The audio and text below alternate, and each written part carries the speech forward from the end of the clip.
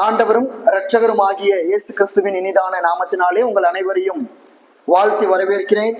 இன்றைய தினத்திலும் கூட தேவனுடைய வார்த்தையை உங்கள் மத்தியிலே பிரசங்கிக்கும்படியாக தேவனாகி கர்த்தர் பாராட்டின இந்த ஒரு அற்புதமான நேரத்திற்காகவும் வாய்ப்பிற்காகவும் நான் தேவனுக்கு நன்றிகளையும் ஸ்தோத்திரங்களையும் ஏறெடுக்கின்றேன்.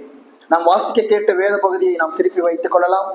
எரேமியா தீர்க்க தரிசன புஸ்தகம் 30ஆம் அதிகாரத்தில் இருக்கக்கூடிய 22வது வசனம் மற்றும் 16வது வசனத்தை வாசிங்க. நீங்கள் என் ஜனமாய் இருப்பீர்கள், நான் உங்கள் தேவனாய் இருப்பேன். ஆதலால் உன்னை பட்சிக்கிறவர்கள் யாவரும் பட்சிக்கப்படுவார்கள், உன் சத்துக்கள் எல்லாரும் சிறைப்பட்டு போவார்கள். உன்னை சூறையாடுகிறவர்கள் சூறையாடப்படுவார்கள், உன்னை கொள்ளையிடுகிறவர்கள் அனைவரையும் கொள்ளைக்கு ஒப்புக் கொடுப்பேன். 11வது வசனம். உன்னை ரட்சிப்பதற்காக நான் உன்னோட இருக்கிறேன் என்று கர்த்தர் சொல்கிறார். உன்னை சிதறடித்த எல்லா ஜாதிகளையும் நான் நிர்மூலமாக்குவேன். உன்னையோ நான் நிர்மூலமாக்காமலும் முற்றிலும் உன்னை தண்டியாமல் விடாமலும் மட்டாய் தண்டிப்பேன். போதும். இன்றைய தினத்துல உங்கள் மத்தியிலே நான் பிரசங்கிக்க போகின்ற பேச போகின்ற தேவனுடைய வார்த்தையின் தலைப்பு என்னவென்று சொன்னால், தேவன் அவருடைய ஜனங்களை எவ்விதமாக பாதுகாக்கிறார், அதாவது தேவன் அவருடைய ஜனங்களை எப்படி பாதுகாத்தார், எப்படி பாதுகாக்கிறார், எப்படி பாதுகாப்பார் என்று சொல்லி 3 படிநிலைமையை குறித்து நான் உங்கள் மத்தியிலே நான் பிரசங்கிக்க ஆசைப்படுகின்றேன். நம்ம வாசிக்க கேட்ட வேத பகுதியானது கிறிஸ்துவுக்கு முன்பு, அதாவது கிமு 606ஆம் ஆண்டு எரேமியா தீர்க்கதரிசியின் மூலமாக தேவன் வெளிப்படுத்தின ஒரு வாக்குத்தத்த வசனங்களாக நாம் பார்க்கிறோம். ஆனா இந்த வாக்குத்தத்த வசனங்கள் இது இஸ்ரவேல் ஜனங்களுக்கு சொல்லப்பட்டுள்ள ஒரு வாக்குத்தத்தம். இது தேவனை நம்புகின்ற, தேவன் பேரில் பற்றுதலாய் இருக்கின்ற ஆவிக்குரிய இஸ்ரவேலர்களாகிய நமக்கும் இந்த வாக்குத்தத்தங்கள் பொருந்ததாக இருக்கின்றது. நீங்கள் பழைய ஏற்பாட்டு காலத்தில் முழுக்க திருப்பி பார்த்தீர்கள் என்று சொன்னால், தேவனுடைய ஜனங்களுக்கு, தேவனை நம்புகின்ற ஜனங்களுக்கு, இஸ்ரவேல் ஜனங்களுக்கு எவ்வளவு உபத்திரவங்கள் வந்தது, அந்த உபத்திரவங்களை உண்டு பண்ணுகின்றவரையும் அந்த உபத்திரவத்தினாலே விளைவுகளை அந்த ஜனங்கள் ஏற்பட்டதுனால தேவன் அவர்களை எவ்விதமாக காப்பாற்றினார், எவ்விதமாக அடைக்கலமாக அவர்கள் தஞ்சமாக தேவனிடத்தில் இருந்தார்கள் என்பதை குறித்து தான் இன்றைய தினத்தில் நான் பேச இருக்கின்றேன். இந்த கிமு 606ஆம் ஆண்டு உரைக்கப்பட்ட இந்த வாக்கு தத்துவத்திற்கு முன்பதாகவே, கிமு 1300 ஆண்டுகள், அதாவது கிறிஸ்து பிறப்பதற்கு முன்பது 1300 ஆண்டுகளுக்கு முன்பதாகவே இந்த வாக்குத்தத்த வசனங்கள் தேவனுடைய ஜனங்களுக்கு அது நிறைவேற்றப்பட்டது. யாருடைய வாழ்க்கையில நிறைவேற்றப்பட்டது என்று சொன்னால், ஆபிரகாம் தேவனால அழைக்கப்பட்டு தேவனுடைய காரியத்திற்காக அவன் பிரயாணமாக போகும் பொழுது அவனுக்கு ஏற்பட்டுள்ள அந்த விளைவை குறித்து தேவன் அவனை எவ்விதமாய் காப்பாற்றினார் என்று சொல்லி நம்ம ஆதியாகமம் 12ஆம் அதிகாரத்துல வசனங்கள் 10 - 20 உள்ள வசனங்களை நம்ம வாசிக்கும் பொழுது நம்ம பார்க்க முடிகிறது. அந்த வேற வாசிக்க வேண்டாம், அந்த சம்பவம் நம்ம அனைவருக்கும் நன்றாக தெரியும். இயேசு கிறிஸ்து ஆண்டவராகிய தேவன் ஆபிரகாமை வரவழைக்கும் பொழுது முதல்ல அவர்கள் எங்க போறாங்க? எகிப்து தேசத்திற்கு போறாங்க.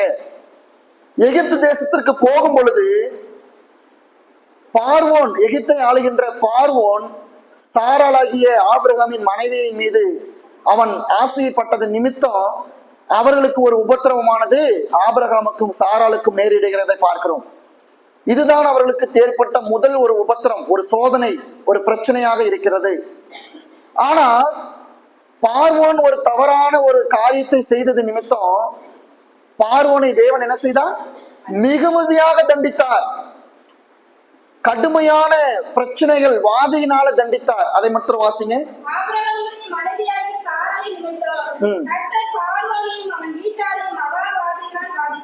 பாருங்க, ஆபிரகாம் சாராளை பார்வோன் தவறாக வழி நடத்தினால, தவறா எண்ணினதுனால பார்வோனையும் அவன் குடும்பத்தாரையும் அவன் ஜனத்தாரையும் தேவன் மிகுந்த வாதையினாலே தண்டித்தார். கிறிஸ்துவுக்குள் பிரியமான சகோதரர்களே, சகோதரிகளே, இன்றைய தினத்துல நாம தெரிந்து கொள்ள வேண்டியது என்னன்னு சொன்னா, தேவனுடைய ஜனங்களுக்கு விரோதமாக யாரெல்லாம் திட்டம் பண்ணுகிறார்களோ, தேவனுடைய ஜனங்களுக்கு எதிராக யாரெல்லாம் அவர்களுடைய கரங்களை நீட்டுகிறார்களோ, தேவனுடைய ஜனங்களை ஒடுக்க நினைக்கின்றவர்கள், தேவனுடைய ஜனங்களை அழிக்க நினைக்கின்றவர்கள், தேவனுடைய மக்களுக்கு உபத்திரவங்களையும் சோதனைகளையும் உண்டு பண்ண நினைக்கின்றவர்களுக்கு நேராக தேவனுடைய கோபாக்கினியின் கரமானது எப்பொழுதும் இருக்கிறது என்பதை நீங்கள் மறந்துவிடக் கூடாது. தேவன் அவர்கள் ஜனம் மீது மிகுந்த மன உருக்கமும் மிகுந்த அன்பும் உடையவராய் இருக்கிறார். தன்னுடைய ஜனத்தை அவர் எப்படியும் காப்பாற்றணும்னு நினைக்கின்ற ஒரு தேவன் நம்மோடு தேவன் இருக்கிறார். இப்ப பெற்றோர்களே, நாம நம்முடைய பிள்ளைகளுக்கு ஒரு வியாதி வருதுன்னு சொன்னா அது வியாதி வழக்க போல வர்றதுதான், இந்த டைம்ல அது வர்றதுதான், அது வந்துட்டு அதுவா போயிரும் அப்படின்னு சொல்லி நாம யாரும் என்ன செய்யறது இல்லை. நம்ம பிள்ளைகளுக்கு வருகின்ற வியாதியை குறித்து நம்ம அலட்சியமாக இருப்பது கிடையாது. அல்லது நம்முடைய பிள்ளைகள் எங்கேயாவது கீழே விழுந்து காயத்தோடு ரத்தத்தோடு வரும் பொழுது ஏண்டா பார்த்து வர மாட்டியான்னு சொல்லிவிட்டு அந்த காயத்தை குறித்து எதுவுமே கண்டுக்காம நாம நம்முடைய வேலைகளை பார்த்து கொண்டு போவது கிடையாது. பதறி போய் நம்ம என்ன செய்கின்றோம், எங்கிருந்து விழுந்த, ஏன் விழுந்தன்னு சொல்லி நாம கேட்டுட்டு அந்த காயத்திற்கு மருந்துகளை இட்டு நம்ம காயங்களை குணமாக்க நாம பிரயாசப்படுகின்றோம். நம்முடைய தேவனும் அவ்விதமாக தான் அவருடைய ஜனங்களுக்கு வருகின்ற பிரச்சனை நிமித்தம் அதை பார்த்துட்டு ஒருபோதும் சும்மா இருக்கிறது கிடையாது. பழைய ஏற்பாட்டுல நிமித்தம் நிறைய உபத்திரவங்களை தேவனுடைய ஜனங்கள், அதாவது இஸ்ரவேலர்கள், தேவனுடைய ஜனங்கள் அநேக உபத்திரவங்களை அனுபவித்தார்கள். அந்த தேவனுடைய ஜனங்களுக்கு நேராக எதிராக இருந்த எல்லா மக்களையும் தேவன் நிர்மூலமாக்கினார். அது ஒவ்வொன்றாக நம்ம பார்க்கலாம். இப்போ பார்வோன் பாத்தீங்கன்னா ஆபிரகாம் சாராளை தவறாக வழி நடத்தினா தேவனுடைய கோபாக்கினை அவனுக்கு நேராக எழும்பினது. உடனடியாக பார்வோன் என்ன செய்தான், அவர்களை அனுப்பிவிட்டான். நீங்க போங்க, நீங்க போனாதான் தேவனுடைய கோபம் எங்க தேசத்தை விட்டு போகும் என்று சொல்லி அவன் நாடினான். இது நடந்து 22 ஆண்டுகளுக்கு பின்பு, அதாவது கிமு 1898 அதே ஆபிரகாம் சாராள் என்ன செய்யறாங்க அப்படின்னு சொன்னா, கேராரின் ராஜாவாகிய அபிமெலேக்கு என்ன செய்யறான், மீண்டுமாக இவர்களுக்கு எதிராக ஒரு கலகத்தை உண்டு பண்றான். ஆதியாகமம் 20ஆம் அதிகாரம் 1 வாசிங்க. ஆபிரகாம் அபிமெலேக்கு என்கேசருக்கு பிரயாணம் பண்ணி காதேசுக்கும் ஊருக்கு நடுவாக குடியேறி கேராரிலே தங்கினான். அங்கே ஆபிரகாம் தன் மனைவியாகிய சாராளை தன் சகோதரி என்று சொன்னதினாலே கேராரின் ராஜாவாகிய அபிமெலேக்கு ஆள் அனுப்பி சாராளை அழைத்தான். தேவன் இருந்து அபிமெலேக்கு சொப்பனத்திலே தோன்றி, நீ அழைத்த ஸ்திரீ நிமித்தம் செத்தாய், அவள் ஒருவருடைய மனைவியை இருக்கிறாளே என்றார். போதும். இங்க பாருங்க, ஆபிரகாமும் சாராளும் கேரார் என்கின்ற ஒரு இடத்துல தஞ்சம் புகும் பொழுது அந்த கேராரின் ராஜாவாகிய அபிமெலேக்கு ஆபிரகாம் சாராளை தன்னுடைய சகோதரி என்று சொன்னது நிமித்தம் சாராளை கைப்பற்றினோம், சாராளை அடைய வேண்டும் என்று சொல்லி நினைக்கிறான். உடனே இவன் இவ்விதமாக தீர்மானம் பண்ணி யோசித்துக் கொண்டிருக்கின்ற சமயத்தில் தேவன் பாத்தீங்கன்னா அபிமெலேக்குடைய சொப்பனம், அதாவது கனவுல தோன்றி, சாராளின் மீது நீ வைத்த எண்ணத்தின் நிமித்தம் என்ன பண்ண போற, நீ சாக போற, நீ சாக போற, உன்னுடைய தேசம் முழுக்க சாக போகுது அப்படின்னு ஒரு கோபத்தை வெளிப்படுத்தினார். உடனடியாக அபிமெலேக்கு, ஆண்டவரே, நான் உமக்கு விரோதமாக நான் குற்றத்தை செய்ய நான் நினைத்திருந்தேன், நான் இப்ப என்ன செய்ய வேண்டும் என்று சொல்லும் பொழுது, நீ அவர்களை அனுப்பிவிடு அப்படின்னு சொன்ன உடனே அபிமெலேக்கு ஆபிரகாம் சாராளுக்கு மிகுந்த வேலையாட்களையும் ஆடுகளையும் மாடுகளையும் தங்கங்களையும் பொன்னையும் வெள்ளியையும் கொடுத்து அவர்களை பத்திரமாக வழி அனுப்பிவிட்டான். இந்த சம்பவத்திலையும் பார்த்தீங்கன்னா தேவனுடைய கோபாக்கினை கரமானது அவர்கள் அபிமெலேக்கின் மீது பட இருந்தது. ஆனால் முன்கூட்டிய அபிமெலேக்கு தேவனுக்கு பயந்த ஒரு மனிதனாய் இருந்ததுனாலே அந்த கோபாக்கினின் கரத்தில் இருந்து அவன் தப்பினான் என்று சொல்லி பார்க்கிறோம்.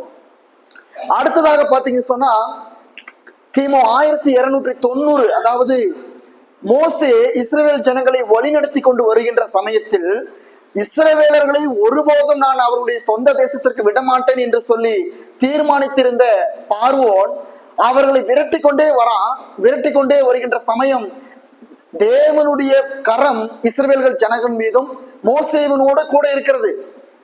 அந்த கரம் அவர்களோடு கூட இருந்தது நிமித்தம் சிவந்த சமுத்திரத்தை 2ஆக பிளக்கும்படியாக தேவன் ஒரு அற்புதத்தை நிகழ்த்தினார்.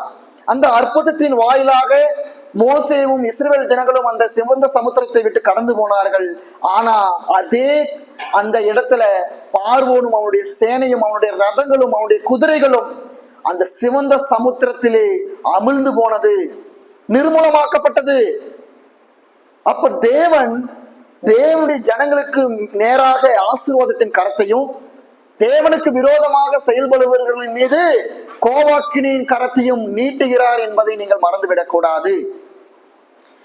இதே போலதான் இஸ்ரவேல் ஜனங்கள் கானானை சுதந்திரித்துக் கொண்ட போது இஸ்ரவேலர்களுக்கு எதிரியாக பல எதிரி ஜாதிகள் காணப்பட்டார்கள். நம்ம இதெல்லாம் உபவாச ஜெபக்கூடுகளை தியானித்தோம்.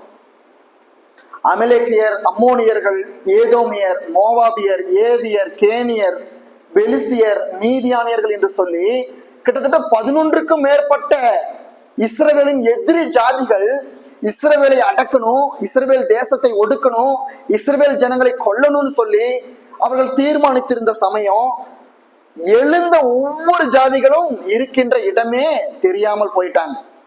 இந்த 11 ஜாதிகளும் இப்ப இருக்கின்ற உலகத்துல கிடையாது. ஆனா இஸ்ரவேல் தேசமும் இஸ்ரவேல் ஜனங்களும் இன்றைய தினம் முதல் சாட்சியாக தேவன் நிறுத்தியிருக்கிறார் என்று சொன்னால் தேவனுடைய வாக்குத்தத்தமும் தேவனுடைய பாதுகாப்பான கரம் அந்த தேசத்தின் மீது அவருடைய ஜனத்தின் மீது இருக்கிறது என்பதை நம்ம மறந்துவிடக் கூடாது.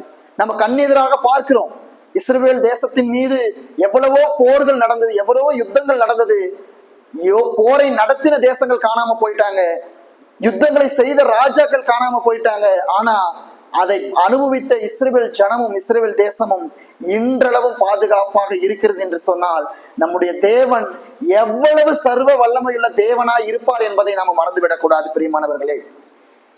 இதே போலதான் இஸ்ரவேல் ஜனங்களை கிமு 721 அசிரியர்கள் சிறைபிடித்து இஸ்ரவேல் ஜனத்தை இருக்கவே கூடாதுன்னு சொல்லி அசிரியாவுக்கு சிறைபிடித்துட்டு போனாங்க. பாதி பேத்த போற வழியிலேயே கொலை செய்து விட்டு பாதி பேத்த அடிமைகளா கொண்டு போய் அசிரிய தேசத்துல விட்டு பல ஆண்டுகள் அங்க சித்திரவதை பண்ணப்பட்டு அங்கிருந்து உலகம் முழுக்க சிதறி போக பண்ணினார்கள். அதுலதான் உலகம் முழுக்க யூதர்கள் என்ன செஞ்சாங்க, சிதறி போனார்கள் என்று சொல்லி பார்க்கிறோம். இஸ்ரவேல் தேசம் அங்கதான் முதலாக சிதறடிக்கப்பட்டது. அந்த அசிரியாவில 12 கோத்திரங்களும் சிறைபிடிக்கப்பட்டு போனது. ஆனால் திரும்பி போகும்போது எத்தனை கோத்திரம் திரும்பி போனுச்சு? வெறும் 2 கோத்திரம் மட்டும்தான் திரும்பி போனுச்சு. யூதா கோத்திரமும் பென்யமின் கோத்திரத்தில் இருக்கக்கூடிய ஜனங்கள் மாத்திரம்தான் திரும்பி தன்னுடைய சொந்த இஸ்ரவேல் தேசத்திற்கு போனார்கள். அந்த அசிரியர்கள் பாத்தீங்கன்னு சொன்னா இஸ்ரவேல் தேசத்தை முழுமையாக அழித்து விட வேண்டும் என்று சொல்லி நினைத்தார்கள். கடைசியில் அவர்களுடைய முடிவு என்னவா இருந்தது? கிமு 625 பாபிலோனியர்கள் அசிரியாவின் மீது படையெடுக்கப்படும் பொழுது அந்த அசிரியர்கள் முழுமையாக தோற்கடிக்கப்பட்டு அசிரியர்களுடைய ராஜ்யம் சாம்ராஜ்யம் சுக்கு நூறாக நொறுங்கி போனது. அசிரியாவினுடைய தலைநகர் எது? நினிவே. அந்த நினிவே பட்டணமானது முழுக்க என்ன ஆயிடுச்சு? ஒண்ணுமே இல்லாம போயிருச்சு. கிமு 612 கித்கேல் என்கக்கூடிய ஒரு புயல், அந்த புயல் பாத்தீங்கன்னு சொன்னா டைகிரிஸ் நதியிலிருந்து ஏற்பட்ட ஒரு சுனாமி மாதிரி ஒரு புயல். 612 கரெக்டா நினிவேவை மையமா வச்சு அந்த புயல் ஏற்பட்டு நினிவேவை முழுக்க என்ன செஞ்சிருச்சு? அந்த புயல் மூடி, அந்த சுனாமி மூடி நிர்மூலமாக்கப்பட்டுருச்சு. அப்ப தேவனுடைய ஜனத்தை சிதறடிக்க பண்ணின அசிரியர்களுக்கு மீது தேவன் இப்படிப்பட்ட ஒரு மகா பெரிய பிரச்சனையை, உபத்திரவத்தை அவர்களுக்கு கொடுத்தார். அதற்கு பின்பு பாபிலோனியர்கள் இஸ்ரவேலை கைப்பற்றினார்கள். கிமு 586 பாபிலோனியர்கள் இஸ்ரவேல் மீது படையெடுத்து நேபுகாத் நேச்சார் தலைமையில இஸ்ரவேலர்கள் பாபிலோனுக்கு சிறைப்பட்டு போனார்கள். அடிமைகளாகவும் கடுமையான வேலை செய்யும்படியாகவும் போனார்கள். பாபிலோனிய ஜனங்களுடைய முழுக்க ஆசை என்னன்னு சொன்னா கட்டுமான பணி, மிகப்பெரிய தூண்களையும் மிகப்பெரிய சிற்பங்களையும் கட்டிட கலைகளையும் வல்லமையுடைய ஒரு தேசம். எனவே அவர்களை கட்டிட வேலை செய்யும்படியாக, மண்மேடுகளை சுமக்கும்படியாக, செங்கல்களை உண்டு பண்ணணும், மலை மேடுகளை உண்டு பண்ணணும்னு சொல்லி சிறைபிடிக்கப்பட்டு போனார்கள். கடைசியில அவர்களுடைய முடிவு என்னவா இருந்தது? கிமு 537 முழுக்க பாபிலோன் சாம்ராஜ்யமும் அதே போல தேவன் அவர்களுக்கு நேராக ஒரு வாக்குத்தத்தத்தை சொன்னார். உன்னுடைய பாபிலோன் நகரமானது இஸ்ரவேலர்களுக்கு நேராக இருந்ததுனால பாபிலோன் நகரம் மனிதர்கள் வாழ தகுதி இல்லாத மண்மேடுகளாக மாறும் என்று சொல்லி அவர் ஒரு எச்சரிப்பை கொடுத்தார். வாசிங்க ஏசாயா 13ஆம் அதிகாரம் வசனங்கள் 19 22 உள்ள வசனங்களை வாசிங்க.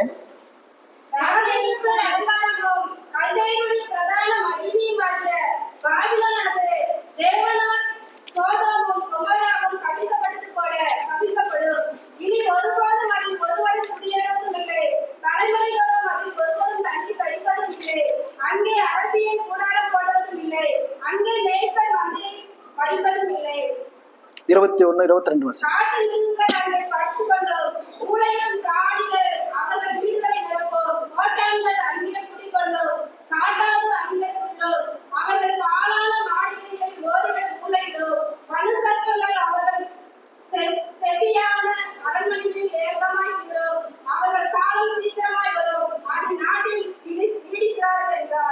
இப்ப பாருங்க, தேவனுடைய ஜனங்களை பாபிலோனியர்கள் கொடுமைப்படுத்தினதுனால தேவன் அந்த தேசத்தையே சபிக்கிறார். அந்த தேசம் மனிதர்கள் வாழ தகுதி இல்லாத தேசமாக, மண் மேடுகளாகவும் மணல் மேடுகளாகவும் மாறும். அங்க எந்த ஒரு செடியும் முளைக்காது. அங்க ஆடு மாடுகளுக்கு கூட தண்ணீரும் புல்லும் கிடைக்காது. ஒருவனும் அந்த தேசத்தின் வழியா வர முடியாது. யாரும் அங்க கூடாரம் போட முடியாது. ஒருவருமே வாழ தகுதியற்ற ஒரு சாபமான நிலப்பகுதியாய் மாறும் என்று சொல்லி தேவனுடைய தீர்க்க தரிசனமானது உரைக்கப்பட்டது. அதே பிரகாரம் கிமு 539 பாபிலோனியின் சாம்ராஜ்யமானது முழுமையாக கவிழ்க்கப்பட்டது. மேதியா சாம்ராஜ்யம், மேதியா பெர்சியா ரெண்டும் இணைஞ்சு பாபிலோன்களுக்கு எதிராக யுத்தம் பண்ணி பாபிலோனை முழுமையாக சிறைப்படுத்தினார்கள். அப்ப பாபிலோன் ராஜ்யம் முழுமையாக நிர்மூலமாக்கப்பட்டது. இன்றளவும் பாபிலோன் ஒரு மனிதர்கள் வாழ அருகதையற்ற ஒரு நாடாக இருக்கிறது என்று சொன்னால் அது தேவனுடைய கோபமும் அவருடைய சாபமும். ஏன்? தேவனுடைய ஜனத்தை துன்புறுத்தினதுனால. நல்ல யோசித்து பாருங்க பிரியமானவர்களே, தேவன் அவர்கள் ஜனம் மீது மிகுந்த பற்றுதலா இருக்கிறார். நமக்கு ஒரு உபத்திரவம், நமக்கு ஒரு பிரச்சனைன்னு சொன்னா தேவன் அதை பார்த்து கொண்டு சும்மா இருக்கிறது கிடையாது. அதனாலதான் ஆண்டவராக இயேசு கிறிஸ்து என்ன சொல்றார்? என்னில் விசுவாசமா இருக்கிற சிறியவனுக்கு எவரன் ஒருவன் இடரல் உண்டு பண்ணுகிறானோ அவன் என்ன செய்யணும்? அவன் கழுத்துல எந்திர கல்லை கட்டி ஆழ்ந்த சமுத்திரத்திலே போடுவது அவனுக்கு நலமாக இருக்கும். அப்ப நம்முடைய தேவன் நம் மீது எவ்வளவு பற்றுள்ள தேவனாக அவர் இருக்கிறார், நம் மீது அவர் எவ்வளவு அன்புள்ள தேவனாக காணப்படுகிறார், நமக்கு ஒரு பிரச்சனை வரும் பொழுது அவர் எவ்வளவு பரிதபிக்கிறார், துடித்து போகிறார் என்பதை இந்த சம்பவங்கள் எல்லாம் நமக்கு எடுத்துரைக்கிறது. இதே சமயம் இப்ப பெர்சியா இஸ்ரவேலர்களை கைப்பற்றிடுச்சு. கிமு 509 பெர்சியா சாம்ராஜ்யம் இஸ்ரவேலர்களை கைப்பற்றி, அகாஸ்வேறு காலத்துல இஸ்ரவேலர்கள் பெர்சியா நாட்டுக்கு அடிமைகளா இருந்தாங்க. அங்க ஆமான் என்று சொல்லக்கூடிய ஒரு படை தளபதி இஸ்ரவேலர்களை முழுமையாக நிர்மூலமாக்கணும், கொலை செய்யணும். இஸ்ரவேலர்கள் ஒருபோதும் உலகத்துல வாழக்கூடாது, தேவனுடைய ஜனம் என்று சொல்லி இவர்கள் காணப்படக்கூடாது என்று சொல்லி அவன் திட்டம் பண்ணினான், தீர்மானம் பண்ணினான்.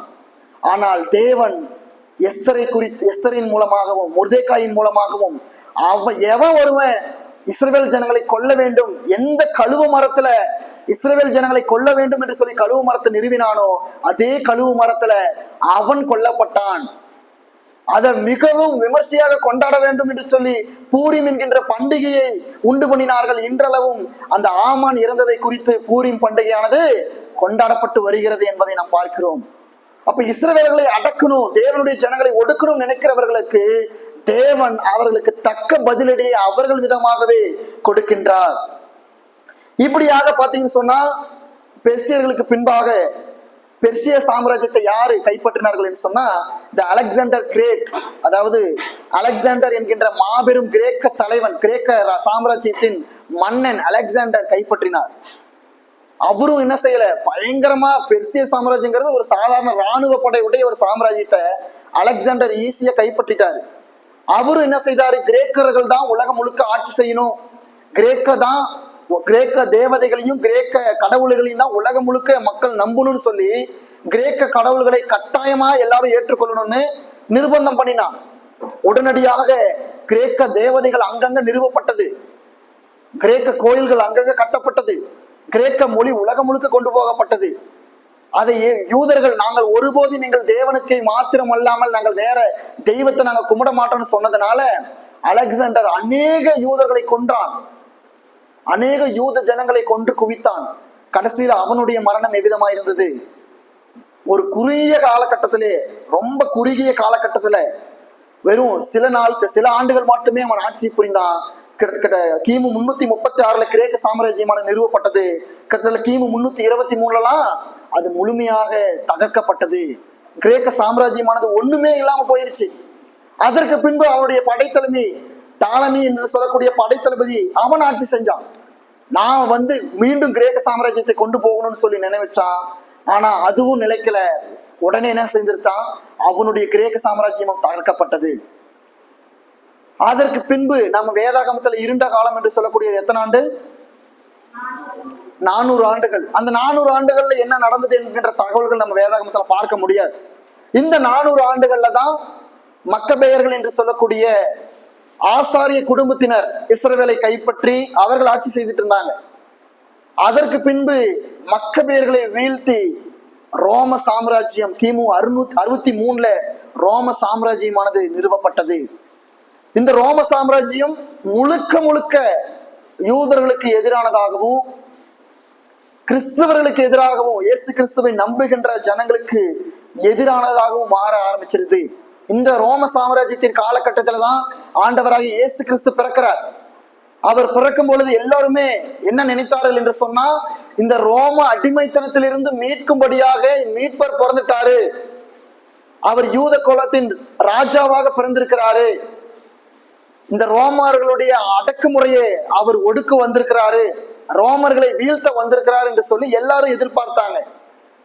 எல்லாரும் அதற்காக தான் அவரை எல்லாம் எதிர்பார்த்து கொண்டிருந்தாங்க. எங்களை மீட்க ரட்சகர் எப்ப வருவாரு, இந்த ரோமர்கள் அடிமைத்தனத்திலிருந்து எங்களை எப்ப ஆண்டவர் மீட்க வருவார் என்று சொல்லி ஏங்கி கொண்டிருந்த சமயத்துலதான் கிறிஸ்துவானவர் இந்த பூமியிலே அவதரித்தார். கிறிஸ்துவானவர் இந்த பூமியில அவதரித்து கிட்டத்தட்ட 33 ஆண்டுகள் கழிந்த பின்பு மறுபடியும் இயேசு கிறிஸ்து போனதுக்கு அப்புறம் யூதர்களோட பாத்தீங்கன்னு சொன்னா மீண்டுமாக அவர்கள் துன்புறுத்தப்படுறாங்க. மீண்டுமாக ரோமர்களுக்கு கீழே ரோம சக்கரவர்த்திகள், மிகப்பெரிய ரோம தளபதிகள் என்ன செய்யறாங்கன்னு சொன்னா, கிறிஸ்துவை ஏற்றுக்கொண்டிருக்கின்ற ஜனங்களுக்கு நேராக திரும்புகிறார்கள். பழைய ஏற்பாட்டுல எல்லாரும் என்ன செய்தாங்க, இஸ்ரவேலர்களுக்கு எதிராக திரும்பினாங்க, அவர்கள் எல்லாருமே அழிக்கப்பட்டார்கள். புதிய ஏற்பாட்டு காலகட்டத்துல யாரெல்லாம் இயேசுவை நம்புகின்றார்களோ, யாரெல்லாம் இயேசுனுடைய வார்த்தைகளை கேட்கின்றார்களோ அவர்களை அழிக்க வேண்டும் என்று சொல்லி இந்த ரோம தலைவர்கள், ரோம அதிபர்கள் அவர்கள் முயற்சி செய்யறாங்க. ஆனா ஒருவருடைய முயற்சியும் அங்க நிலைக்கவில்லை என்று சொல்லி நாம பார்க்கிறோம். கிமு 33 ஆண்டுல கிறிஸ்துவ உயிர் தெழுந்தது பின்பு கிறிஸ்துவனுடைய சுவிசேஷம் உலகம் முழுக்க அது பிரசங்கிக்கப்படுகிறது. அப்போஸ்தலர்கள் உலகம் எங்கும் பிரசங்கித்தார்கள். அப்போஸ்தலர்கள் மாத்திரமல்ல, இயேசு கிறிஸ்துவோடு கூட இருந்த மற்ற எல்லா சீசர்களும் எங்கெங்கேயோ போய் அவர்களுக்கு ஈன்ற முதல் எங்க வேண்டுமானாலும் இயேசுவை பத்தி சொல்லி ஆண்டவருக்குள்ளாக ஜனங்களை கொண்டு வர வேண்டும் என்று சொல்லி அவர்கள் நினைத்து பிரசங்கிக்க ஆரம்பித்தார்கள். பல்லாயிரக்கணக்கான ஜனங்கள் கொத்து கொத்தாக இயேசுவை நேசித்தார்கள், இயேசுக்குள்ளாக வந்தார்கள். இதையெல்லாம் பார்த்து கொண்டிருந்த யூத ராஜாக்களால இது தாங்கிக் கொள்ள முடியல. இது இப்படியே போயிட்டு இருந்தா கட்டாயம் நம்முடைய ரோம சாம்ராஜ்யத்திற்கு எதிராக இவர்கள் திரும்பிக் கொள்வார்கள் என்று சொல்லி எல்லா கிறிஸ்தவர்களையும் துன்புறுத்தினான். எல்லா கிறிஸ்துவ அறிவிக்கின்ற அப்போஸ்தலர்களை துன்புறுத்தினான். இயேசு கிறிஸ்துவை அறிவித்த 12 அப்போஸ்தலர்கள்ல 11 பேரு யூதர்கள் தான். லூக்காவை தவிர மீதி 11 பேரும் யூதர்கள் தான். ஆனா எல்லாரையுமே கொன்றான். ரோம சாம்ராஜ்யமானது முழுக்க முழுக்க கிறிஸ்தவர்களுக்கு உபத்திரவத்தையும் அது வியாகுலத்தையும் கொண்டு வரத்தக்கதா இருந்தது. அவருடைய காலகட்டத்துல கிறிஸ்துவர்கள், தேவனுடைய ஜனங்கள் எப்படி இருந்தார்கள் என்று சொன்னா, வாசிங்க எபிரேயர் 11ஆம் அதிகாரம் 36 38 உள்ள வசனங்களை வாசிங்க.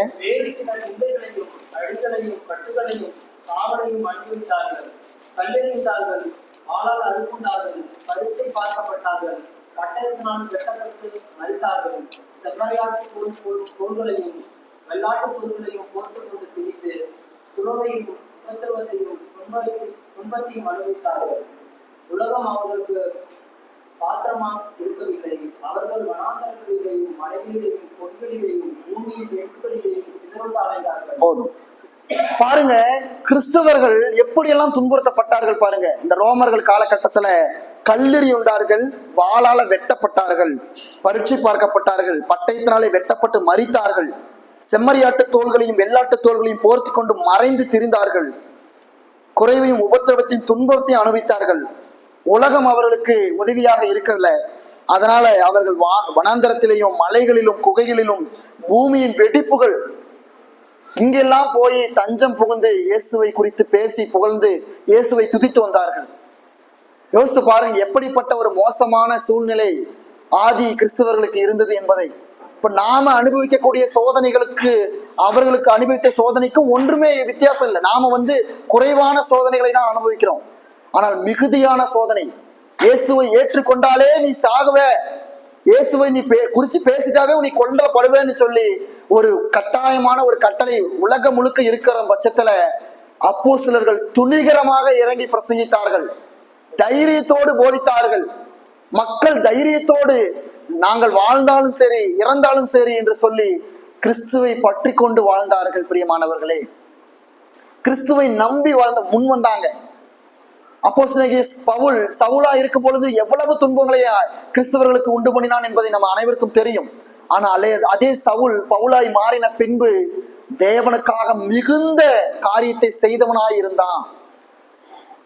நியூரோ மன்னனுடைய கரங்களினால பவுலுடைய தலை 2ஆக வெட்டப்பட்டது என்று சொல்லி நம்ம பார்க்கிறோம். இந்த நியூரோ மன்னன் பார்த்தீங்கன்னு சொன்னா கிபி கிறிஸ்துவுக்கு பின்பு 54 இருந்து 68 வரைக்கும் அவனுடைய ஆட்சி காலம். இவன் கிறிஸ்தவர்களை எவ்வளவு துன்புறுத்தினான் என்பதை நம்ம அனைவருக்கும் தெரியும். அப்போஸ்தலனாகிய பவுலை கொன்றதும் இவன் தான். அப்போ அப்படிப்பட்ட ஒரு கிறிஸ்துவை துன்புறுத்தின மன்னனுடைய கடைசி கால மரணம் எப்படி இருந்துச்சுன்னா ஒரு மோசமான மரணமா இருந்துச்சு. எவன் ஒருவன் கிறிஸ்தவர்களை துன்புறுத்தினானோ அவன் மனம் வருந்தி, பவுலை கொண்டது நிமித்தம் மனம் வருந்தி தற்கொலை செய்து கொண்டான். அவனுக்கு பின்னாடி வந்த டொமிஷியன் என்று சொல்லக்கூடிய ஒரு ரோம தலைவன், அவனுடைய ஆட்சி காலம் கிபி 81 இருந்து 96. அவனுடைய செயல் திட்டங்கள் பிடிக்கலன்னு சொல்லி அவனும் கிறிஸ்தவர்களை நிறைய துன்புறுத்தினான். கடைசியில அவனுடைய வேலையாட்களின் கைகளினாலே கொல்லப்பட்டான். அவனுக்கு பின்பு ஹெட்ரியன் என்று சொல்லக்கூடிய ஒரு ராஜா வந்தாரு. அவர் கிறிஸ்தவர்கள் இருக்கக்கூடாது, சபைகள் இருக்கக்கூடாது, யாரெல்லாம் கிறிஸ்துவ பிரசங்கிக்கிறாங்களோ அவர்களை எல்லாம் நடு வீதிகள்ல கொல்லுங்கன்னு சொல்லி திட்டம் போட்டாரு. கடைசியில அவரு ஒரு பயங்கரமான நோயால வாதிக்கப்பட்டு அகால மரணம் அடைந்தான். பரிதாபமாக இறந்து போனான் என்று சொல்லி வரலாற்றுல பார்க்கிறோம். அதற்கு பின்பு செவரல் செப்டிமஸ் என்று சொல்லக்கூடிய ஒரு ராஜா வந்தாரு. அவரு இவ்விதமாக தான் கிறிஸ்துவர்களை ஏற்றுக்கொள்கின்றவர்களையும் கிறிஸ்துவ போதிக்கின்றவர்களையும் பாரபட்சம் பாராம கொள்ளுங்க, சிறைப்படுத்துங்க, கொடுமை செய்யுங்கன்னு சொல்லி கட்டளை போட்டாரு. கிபி 193 இருந்து 211 வரைக்கும். கடைசியில தன்னுடைய சொந்த மகனுடைய கைகளிலே அந்த செப்டிமஸ் அரசனானவன் செத்தான் என்று சொல்லி நம்ம வரலாற்றுல பார்க்கிறோம். அடுத்து மேக்சிமன் அப்படின்னு சொல்லி ஒரு அரசன் வந்தான். அவன் 235 கிபி 235 இருந்து ஆட்சி செஞ்சான். வெறும் 3 ஆண்டுகள் தான் அரசாண்டான். அந்த 3 ஆண்டுகளுமே கிறிஸ்தவர்களை துன்புறுத்துவது மாத்திரமே அவனுடைய முழு நேர வேலையா இருந்துச்சு. அவனும் கடைசியில நாளடைவுல அகால மரணத்தை அடைந்து போனான், பரிதாபமா இறந்து போனான் என்று சொல்லி பார்க்கிறோம். அவனுக்கு பின்பு பார்த்தீங்கன்னு சொன்னா டேசியஸ் என்று ஒரு மன்னன் வந்தான். இவன் நான் இயேசு எவ்வளவு பெரிய வல்லமை உடையவரா இருக்கட்டும், எனக்கு முன்னாடி அவர் ஒன்றுமே இல்லை, நீங்கள் அவரை நம்புவது வேஸ்ட், நீங்க என்னை வணங்குங்கன்னு சொல்லி அவன் சொன்னான். அவனுடைய இறப்பு எப்படி இருந்துச்சுன்னா போருக்கு போகும் பொழுது சேற்றில் புதைந்து இறந்து போனான், புதைக்குழியில உழுந்து இறந்து போனான். அவனுடைய உடல் கடைசி வரைக்கும் கைப்பற்றவே முடியல, உடலே கிடைக்காத அளவுக்கு பரிதாபமான ஒரு இறப்பாக அவனுக்கு இருந்தது. அடுத்தது வலாரியன் அப்படி என்று சொல்லக்கூடிய ஒரு மன்னன் கிபி 253 இருந்து 260 வரல வந்தான். இவனும் இப்படிதான் எல்லா கிறிஸ்தவர்களையும் சபைகளை எல்லாம் துன்புறுத்தினான், நிறைய சபைகளை தீக்கிரையாக்கினான். கடைசியில பெர்சியர்களுக்கு எதிராக போர் தொடுத்துட்டு போகும் பொழுது பெர்சியர்களால கைப்பற்றப்பட்டு அவன் உயிரோடு இருக்கும் போதே அவனுடைய உடம்புல இருக்கிற தோலை உருவி அவனை கொண்டுட்டாங்க. அப்ப பாருங்க, இயேசு கிறிஸ்துவுக்கு எதிராகவும் இயேசு கிறிஸ்து ஜனங்களுக்கு எதிராகவும் கலகம் பண்ணுகின்றவர்களையும் உபத்திரவங்களை உண்டு பண்ணுகின்றவர்களையும் அவர்களுடைய மரணம் எவ்வளவு மோசமானதாக தேவன் உண்டு பண்ணுகின்றார். தேவனுடைய கோபாக்கினின் கரம் எவ்விதமாய் செயல்பட்டு கொண்டிருக்கிறது என்று சொல்லி பார்க்கிறோம். அடுத்த பின்பு டயக்ளோடியன் என்று சொல்லுகின்ற ஒரு மன்னன், அவனும் இவ்விதமாக தான் கிறிஸ்துவை அழித்தே தீர வேண்டும் என்று சொல்லி வந்தான். கடைசியில பைத்தியம் முத்தி போய் பரிதாபமாக கவனிப்பார் யாரும் இல்லாம அந்த ராஜா இறந்து போனான். அடுத்து பாத்தீங்கன்னா மறுபடியும் மேக்சிமன் லெவரஸ் என்று சொல்லக்கூடிய ஒரு மன்னன் வந்தான்.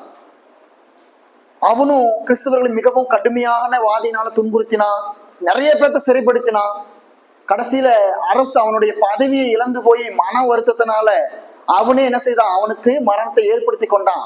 அவனுடைய பதவி பறிபோனிருச்சு, அவன் முழுமையாக பரிதாபத்தோடு இறந்து போனான் என்று சொல்லி பார்க்கிறோம். இறுதியாக பார்த்தீங்கன்னு சொன்னா ஜூலியன் என்று சொல்லக்கூடிய ஒரு மன்னன், இவன் தான் மிகுந்த தேவாலயங்களை இடித்து தரமாக்கின மன்னன் என்று சொன்னா இந்த ஜூலியன் என்று சொல்லக்கூடிய மன்னன் தான். அவன் கிபி 361 இருந்து 363 வரைக்கும் ஆட்சி செஞ்சான். கடைசியில அவன் இறந்து அவனுடைய எதிரிகள் பார்த்தீங்கன்னு சொன்னா அவனை கொண்டுட்டாங்க. ஒரு பனி நிறைந்த ஒரு மலைகள்ல சண்டை நடக்குது. தன்னுடைய எதிரிகளுக்கு நேரம் அவன் சண்டை போட்டிருக்கிற சமயத்துல அவனை கொண்டுட்டாங்க. அவன் உடம்புல இருந்து ரத்தமானது பீறிட்டு வெளியே வருது. அந்த பனியில படுது, ரத்தம் விட்டு உறைஞ்சு போகுது. அந்த உறைந்து போன ரத்தத்தை கையில எடுத்துக்கிட்டு வானத்தை நோக்கி பார்த்து, நசரேயனாகிய கிறிஸ்துவே, கடைசியில நீ தான் என்னை ஜெயிச்சுட்ட, நீ தான் உண்மையாக என்னை ஜெயிச்சுட்ட, நான் முன்னாடி நான் தோத்து போயிட்டேன்னு சொல்லி கதறி அழுது அவன் இறந்து போனான். இவன் இதுக்கு முன்னாடி இந்த ஜூலியன் என்கின்ற மன்னன் ஒரு சம்பவத்தை செஞ்சான். இயேசு கிறிஸ்து பொய் என்று சொல்லி நான் நிரூபிக்கிறேன்னு சொல்லி இடிந்து போன எருசலேம் தேவாலயத்தை கட்ட வேண்டும் என்று சொல்லி பயங்கர தன்னுடைய சொந்த செல்வங்கள் எல்லாத்தையும் கொடுத்து எருசலேம் தேவாலயத்தை கட்ட வேண்டும் என்று சொல்லி அவன் பிரயாசப்பட்டு போகும் பொழுது எருசலேம் தேவாலயம் ஏன் கட்டப்பட முடியல? இயேசு கிறிஸ்து வருகையின் போதுதான் அந்த தேவாலயம் கட்டப்படும். அதுதான் நிதர்சனமான உண்மை. சரி, நான் அப்ப தேவாலயத்தை கட்டுறேன், இயேசு கிறிஸ்து வராரா பாப்போம்னு சொல்லி அவன் எருசலேம் தேவாலயத்தை கட்டணும்னு சொல்லி நினைச்சு போயிட்டு இருக்கும் பொழுது அந்த பூமியானது வெடிச்சு பூமியின் வாயை திறந்து அக்னி ஜுவாலைகள் வெளியே வந்து முழுமையாக நிர்மூலமாக்கினது அந்த இடத்தை அப்படின்னு சொல்லி வரலாற்றுல குறிப்பிடுறாங்க. அதே மன்னன் தான் கடைசியில பரிதாபமாக இறந்து போய், நசரேயனாகி இயேசு கிறிஸ்துவே, உம்மிடம் நான் தோற்று போனேன், உம்மிடம் நான் தோத்துட்டேன், நீங்க தான் உண்மை உள்ள தெய்வம், நான் உண்மை பரீட்சை பார்த்துட்டேன்னு சொல்லி கதறி அழுகிறான். நல்லா யோசித்து பாருங்க, எவ்வளவு சர்வாதியம் உள்ள வல்லமையுடைய மக்களா இருந்தாலும், ராஜாவா இருந்தாலும், பிரபுவா இருந்தாலும், தேவனுக்கு எதிராக கலகம் பண்ணினார்கள் என்று சொன்னால், தேவனுக்கு எதிராக பிரச்சனைகளை உண்டு பண்ணுகிறார்கள் என்று சொன்னால், அவர்களுடைய மரணமும் சாபமானதா இருக்கும், அவருடைய வாழ்க்கையும் ஒரு சாபமானதாக பரிதாபமானதா இருக்கும். நம்ம இப்ப பார்த்த ராஜாக்கள் ஒருவருமே நல்ல விதமா இறந்து போனார்கள் என்று சொல்லி சரித்திரம் சொல்லல. கிட்டத்தட்ட இவர்கள் ஆட்சி செய்த இந்த கொஞ்சம் காலகட்டத்துல கிபி 50 பாத்தீங்கன்னா 30,000 யூதர்கள் கொல்லப்பட்டார்கள் என்று சொல்லி வரலாற்றுல பார்க்கிறோம். கிபி 70 பாத்தீங்கன்னு சொன்னா 10,000 யூதர்கள் பாலஸ்தீனத்துல வச்சு கொல்லப்பட்டார்கள். கிபி 135 5,80,000 யூதர்கள் கொல்லப்பட்டும் அடிமைகளாகவும் போனார்கள் என்று சொல்லி பார்க்கிறோம்.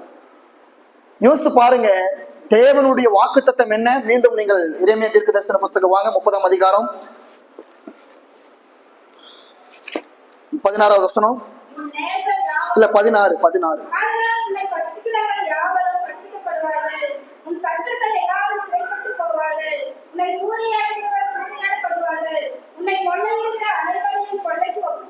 பாருங்க, உன்னை பட்சிக்கிறவர்கள் அவர்கள் பட்சிக்கப்படுவார்கள், உன்னை சூறையாட நினைக்கின்றவர்கள் சூறையாடப்படுவார்கள், உன்னை சிறைப்பிடிக்க நினைக்கின்றவர்கள் அவர்கள் சிறைப்பட்டு போவார்கள். ஏன் என்று சொன்னால் 22வது வசனத்தை வாசிங்க. போதும். நீங்கள் என் ஜனமா இருப்பீர்கள், நான் உங்கள் தேவனாய் இருக்கிறேன். அல்லேலூயா. அவர் நமக்கு தேவனாய் இருக்கிறார், நாம் அவருடைய ஜனங்களாய் இருக்கிறோம். எனவே ஒருபோதும் எவ்வித உபத்திரவங்களும் நமக்கு எதிராக வராது.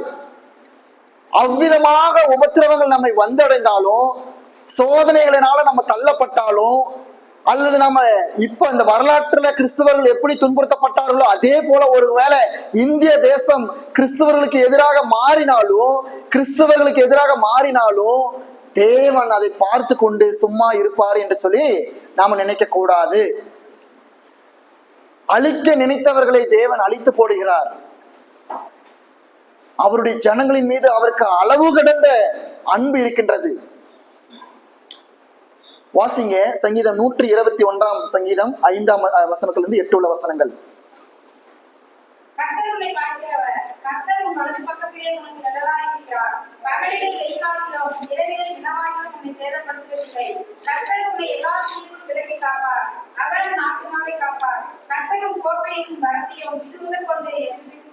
அல்லேலூயா.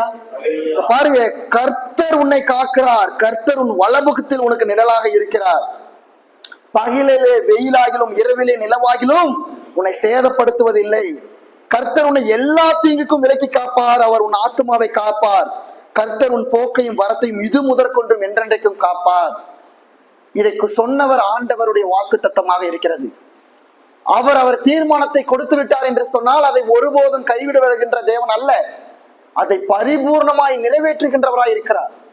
அதனாலதான் இன்றளவும் இஸ்ரவேல் தேசமானது யாராலையும் தொட முடியாத ஒரு தேசமா இருக்குதுன்னு சொன்னா தேவன் அவர்கள் பட்சத்துல இருக்கிறார். அவர்களுடைய இராணுவமோ அவர்களுடைய படை ஆயுதங்களோ அவர்களுடைய அணு ஆயுதங்களோ காரணம் அல்ல, தேவன் அவர்கள் பட்சத்தில் இருக்கிறார். தேவன் அவர்களுடைய ஜனங்களின் மீது இருக்கிறார். அவர் கொடுத்த தீர்மானத்தை அவர் இன்று முதலும் நிறைவேற்றி கொண்டிருக்கின்றார். ஒருவேளை இஸ்ரவேல் ஜனங்கள் யூதர்கள், இப்ப இருக்கக்கூடிய யூதர்கள் அவிவிசுவாசம் உள்ள யூதர்களா இருந்தாலும் தேவனுடைய மீட்பின் திட்டமானது ஒருபோதும் அவர்களை விட்டு விலகி போவது கிடையாது. அதனாலதான் ரோமர் 11:1 அப்போஸ்தலனாகிய பவுல் சொல்றாரு, இஸ்ரவேலை தேவன் ரட்சிப்பதே எனக்கு பிரியமா இருக்கிறது. அவர்கள் அவிவிசுவாசம் உள்ளவர்கள் தான், ஆனாலும் தேவன் அதை அவர்களுக்கு கொடுத்த வாக்கு தத்தத்தை மறப்பது கிடையாது. இஸ்ரவேல் ஜனங்களுக்கு மாத்திரமல்ல, அது நமக்கும் அவ்விதமாகவே இருக்கிறது. ஆவிக்குரிய இஸ்ரவேலர்களாகிய நமக்கும் தேவன் அப்படிப்பட்ட சுதந்திரத்தையும் அப்படிப்பட்ட பாதுகாப்பையும் கவசத்தையும் நமக்கு கொடுக்கிறார். அப்படிப்பட்ட ஒரு நம்மள ஒரு பாதுகாப்பான அரவணைப்புல நம்மளை வைத்துக் கொண்டிருக்கிறார். அவருடைய வல்லமையான கரங்களின் மறைவிலே நாம் அடங்கி கொண்டிருக்கிறோம். அவருடைய செட்டைகளின் மறைவிலே நாம் காக்கப்பட்டு கொண்டிருக்கிறோம். ஒரு வாதைகளும் நம்ம என்ன செய்யாது, அணுகாது. பிரியமானவர்களே, ஒரு துன்பங்களும் நம்மை அணுகாது. ஏனென்று சொன்னால் தேவன் நம்முடைய வலபுறத்திலும் இடப்புறத்திலும் அவர் நம்மோடு கூட இருக்கிறார். நமக்கு முன்பாக நடக்கின்ற யுத்தங்களும் நமக்கு முன்பாக நடக்கின்ற உபத்திரவங்களுக்கு குறித்து நாம கலங்கி போகணுங்கிற அவசியம் கிடையாது. அது தேவன் பார்த்துக் கொள்கின்றார். வாசிங்க 2 தீமோத்தேயு 4:18 வாசிப்போம்.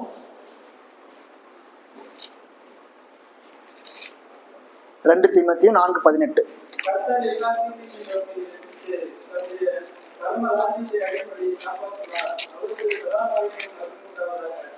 பாருங்க, கர்த்தர் எல்லா தீமை நின்றும் என்னை ரட்சித்து தம்முடைய பரம ராஜ்யத்தை அடையும்படி காப்பாற்றுவார்.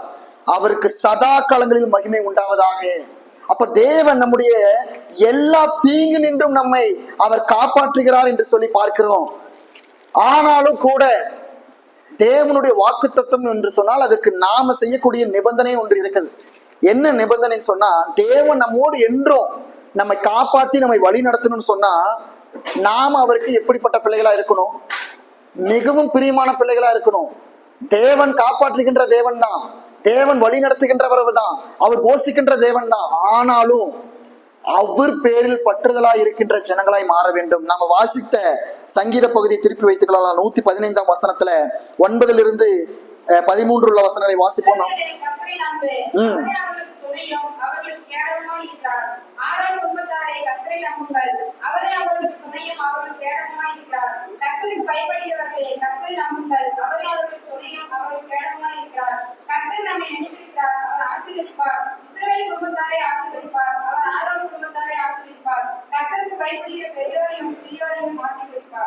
பாருங்க, கர்த்தருக்கு பயப்படுகிற பெரியோரையும் சிறியோரையும் ஆசீர்வதிக்கிறார். எப்படி ஆசீர்வதிக்கிறார்? நாம் அவர் மீது நம்பும் பொழுது, நாம் அவர் மீது விசுவாசம் உள்ளவர்களாய் காணப்படும் பொழுது. இங்க பாருங்க, இஸ்ரவேலரே கர்த்தரை நம்புங்கள், அவர் உங்களுக்கு கேடகமும் அவர் உங்களுக்கு அரணும் துணையுமாய் இருக்கிறார். கர்த்தருக்கு பயப்படுகிற ஜனங்களே, நீங்கள் அவரை நம்புங்க. அப்போ தேவன் நம்மை காப்பாற்றணும்னு சொல்லி நம்ம நினைத்தால் மாத்திரம் போதாது, அவரை நாம் முழுமையாக நம்ப வேண்டும். அவர் மீது நம்ம பற்றுதலாக இருக்கணும். அவர் மீது நம்ம விசுவாசம் உள்ளவர்களாய் காணப்படணும். அசைக்க முடியாத அபரிவிதமான விசுவாச நிலைமை நமக்கு காணப்படணும். அப்படி இருக்கும் பொழுது உண்மையாகவே தேவன் நம்மையும் நம்முடைய குடும்பத்தாரையும் நம்முடைய தேசத்தையும் நம்மை சுற்றி இருக்கின்ற எல்லா ஜனங்களையும் அவர் காப்பாற்றுகின்றார். சோதோம் கொமோரை அழிக்கும் பொழுது ஆபிரகாம் இன்னைக்கு நேர கேட்கிறார், ஒரு நீதிமான் இருந்தாலும் நீங்க அதை அழிக்காம விடுவீங்க தானே? கட்டாயம் நான் அழிக்க மாட்டேன்.